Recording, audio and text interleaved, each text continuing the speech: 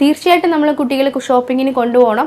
എങ്ങനെയാണ് ഒരു social behaviour, ഒരു വേറൊരാളുമായിട്ട് നമ്മൾ ബിഹേവ് ചെയ്യേണ്ടത്, അല്ലെങ്കിൽ എങ്ങനെയാണ് ഒരു കടയിൽ പോയാൽ എന്തൊക്കെ കാര്യങ്ങളാണ് അവിടെ ശ്രദ്ധിക്കേണ്ടത്, അവിടെ റൂൾസ് ആൻഡ് റെഗുലേഷൻസ് എങ്ങനെയാണ്, ഇതൊക്കെ നമ്മൾ പറഞ്ഞ് മനസ്സിലാക്കി കൊടുക്കണം. അത് അത്യാവശ്യമായിട്ടുള്ള കാര്യമാണ്.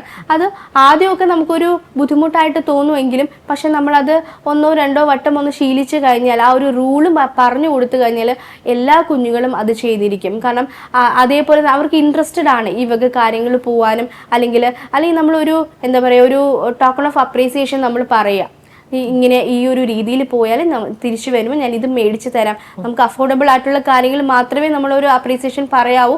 അങ്ങനത്തെ രീതിയിൽ നമ്മൾ കുഞ്ഞുങ്ങളെ കൊണ്ടുപോയി അവർക്ക് ആ രീതിയിലുള്ള സോഷ്യൽ കമ്മ്യൂണിക്കേഷനും ബിഹേവിയറും വേറൊരാളോട് സോറി പറയാനും താങ്ക് യു പറയാനും എല്ലാം നമ്മൾ ആ ഒരു ഷോപ്പിംഗ് വഴി നമുക്ക് കിട്ടും. ഒരു ടോയ് താഴെ പോയി അല്ലെങ്കിൽ ഒരാളെ പോകുമ്പോൾ ഒന്ന് തട്ടി നമ്മൾ ഉടനെ കുഞ്ഞുങ്ങളോട് പറയാം, സോറി പറയുക. അത് എത്ര അമ്മമാർ ചെയ്യുന്നുണ്ട്? ആരും ചെയ്യാൻ ചാൻസ് കുറവായിരിക്കും. പോണെങ്കിൽ പോട്ടെ എന്നുള്ള രീതിയിൽ ആയിരിക്കും പോകുന്നത്. പക്ഷെ ഈ ഒരു താങ്ക്സ്, സോറി, അല്ലെങ്കിൽ ആ ഒരു വെയിറ്റിംഗ്, ബില്ലിടാനായിട്ട് നമ്മൾ വെയിറ്റ് ചെയ്യുന്നു, ആ ഒരു വെയിറ്റിംഗ് ടൈം എല്ലാം നമ്മൾ ഈ ഷോപ്പിങ്ങിൽ കൊണ്ടുപോകുന്നത് വഴി കുഞ്ഞുങ്ങൾക്ക് നമുക്ക് പറഞ്ഞ് മനസ്സിലാക്കി കൊടുക്കാനായിട്ട് സാധിക്കും.